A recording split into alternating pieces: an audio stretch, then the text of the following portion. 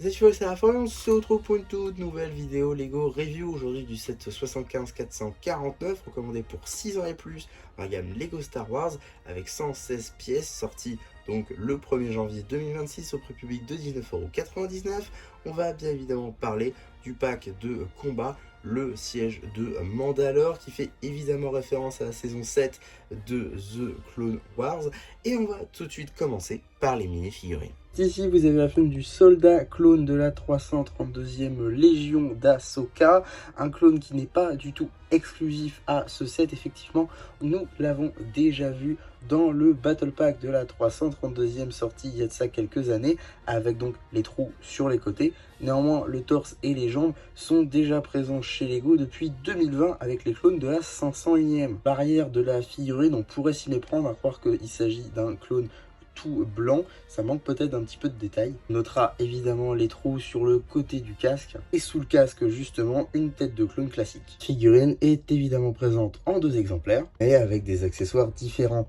L'un avec un blaster moyen et l'autre avec un blaster grand. Juste ici, vous avez la chaîne de l'un des super commandos mandaloriens de Maul, une chaîne évidemment exclusive à ce set, de par tous ces éléments, à l'exception du jetpack, déjà vu sur les figurines du Mandalorian, tout simplement, Din Djarin. Sinon, tout le reste, c'est du tout nouveau, avec de toutes nouvelles topographies. À noter toutefois que le casque, ici, en Dark Pearl Grey, n'est pas nouveau également, hein. Le moule, en tout cas, dans cette couleur, a déjà été vu, mais ça dispose quand même de nouvelles topographies, et ça, c'est cool. D'ailleurs, on va en parler un peu plus longuement du casque. Les visières en Dark Pearl Grey ont fait longuement parler, hein. Ça manque évidemment d'une topographie. On aurait tous préféré des visières noires, je pense, mais bon, en vrai, ça change un petit peu. C'est pas non plus moche, mais c'est vrai que du noir aurait été mieux ici, je pense. En tout cas, le torse et les jambes rendent vraiment très bien, avec de toutes nouvelles topographies, évidemment.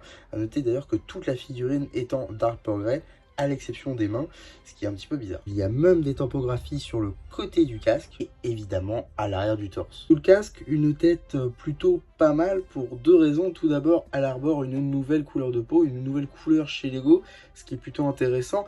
Et ensuite, eh bien, cette tête n'est apparue que dans un seul et autre set, c'est-à-dire la Death Star à 1000 €, ce qui fait que l'avoir un set à 20 €, bah, c'est plutôt sympa. En termes d'accessoires, un petit pistolet laser ainsi qu'un bouclier. Puis vous avez ici pour la dernière mini-figurine le 2e super commando mandalorien de Maul, une chaîne également exclusive à ce set de par plusieurs éléments, hein. Tout d'abord le casque, le torse ainsi que les jambes, effectivement, hein. Le jetpack a déjà été vu sur la chaîne de Mando de Din Djarin, et pour ce qui va être de la tête, eh bien elle a été également déjà vue, mais c'est tout de même assez intéressant de la revoir ici car elle n'est présente que dans 2 autres sets.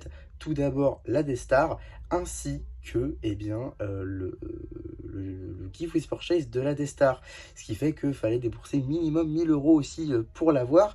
Donc avoir cette tête là dans un Battle Pack à 20 €, bah, c'est plutôt sympa. Sinon le casque possède toujours le même problème, hein, pas de topographie noire pour la visière, et c'est même pire, on a mis une topographie Dark Pearl Grey pour le faire, car effectivement le moule du casque n'est pas un moule en Dark Pearl Grey mais un moule en noir. Donc voilà, ils ont mis une topographie dessus, un peu dommage je trouve. J'aurais préféré une visière noire, mais je trouve quand même que le Dark Pearl Grey marche quand même, même si on aurait tous préféré encore une fois, hein, une visière noire. En tout cas le torse et les jambes marchent plutôt bien entre elles, je trouve. On notera d'ailleurs, hein, les mains en Dark Progress qui manquait du coup sur l'autre mini figurine. Effectivement, on a aussi un arrière de torse imprimé et détaillé. Voici la tête en question. En termes d'accessoires, de pistolet laser. Qui va être du reste du set, on aura donc quelques petites constructions au nombre de 3. Tout d'abord, nous avons ici une petite structure donc pour les clones, avec donc cette pièce ici de porte de prison qui rend assez bien du coup pour sorte de barrière. Ça c'est plutôt sympa. On a ensuite un petit stud nouvelle génération qui est dispositionné dessus afin de pouvoir tirer sur les Mandaloriens. On a ensuite une petite île topographie 1/4 là, avec la ligne pour dire qu'il ne faut pas aller plus loin. Un petit rack pour les armes des clones qui vont donc tirer à ces canons là, donc ça c'est plutôt sympa je trouve. Voilà, même si c'est très simple, hein, c'est tout ce qu'on demande d'un battle pack. Deuxième construction qui n'est en fait qu'une seule pièce, c'est donc une caisse qui est vide, hein, d'ailleurs il n'y a rien dedans, mais c'est tout simplement en fait une construction qui va avoir un lien avec une autre construction, c'est-à-dire la troisième, qu'on va tout de suite aller voir, qui est donc un speeder mandalorien, juste ici, aux couleurs donc bleu, n'importe quoi, oui je suis daltonien, non j'avais, donc rouge foncé, tout simplement bordeaux, hein, juste ici, avec une nouvelle pièce de courbe qui rend vraiment assez bien, hein, donc c'est cette pièce là du coup avec angle coupé plus courbe comme ceci. Donc ça c'est une pièce qui rend je trouve assez bien, qui est présente dans 4 exemplaires dans ce set, et ça c'est cool. Voilà, donc on en a une ici, une ici, une ici et une ici. Voilà, donc ça c'est plutôt pas mal. On a ensuite des commandes, voilà, juste ici pour le speeder. On a également un petit pare-brise très rapide.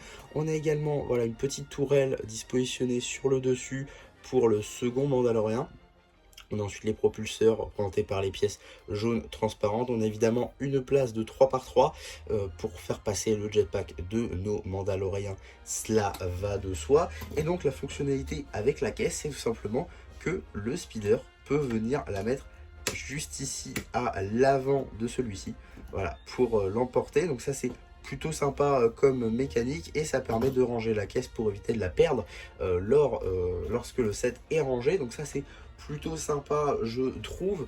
Globalement vous l'aurez compris, hein, l'objectif de ce set c'est évidemment les mini-figurines, hein, voilà, c'est ce qu'on attend donc d'un battle pack à chaque fois, ce sont les mini-figurines. Les constructions sont secondaires, mais bien sûr les constructions de ce set sont plutôt sympas pour une fois. On en a en nombre je trouve, avec ici une petite construction pour les clones, une petite construction pour les Mandaloriens. Et là encore, c'est un set qui se suffit à lui-même. On a 2 Mandaloriens et 2 clones, même si les 2 clones, on les a déjà eu par le passé dans leur propre Battle Pack, et qu'on aurait tous préféré avoir 2 de chacun des Mandaloriens, eh bien c'est quand même plutôt cool, puisque c'est un set qui peut se suffire à lui-même. Et pour les enfants, bah, ça peut être super cool, tout simplement, d'avoir côté clone, donc gentil, et côté Mandalorien, méchant.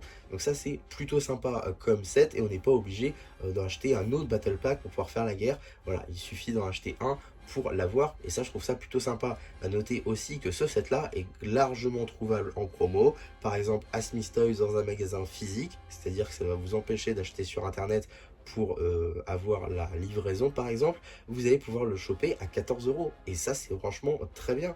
Moi je l'ai eu à ce prix là et je suis vraiment pas déçu de mon achat, donc ça c'est quand même plutôt sympa. C'est un très très bon battle pack à mon sens. On retourne à des battle packs à des prix cohérents, on est loin du battle pack de la 332e bien évidemment.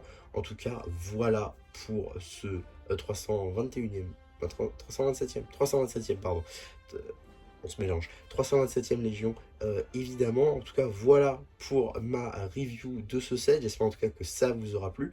Surtout n'hésitez pas à me le dire en commentaire, n'hésitez pas non plus à liker la vidéo, à vous abonner, à partager, et moi c'était MC qui vous dit bye bye.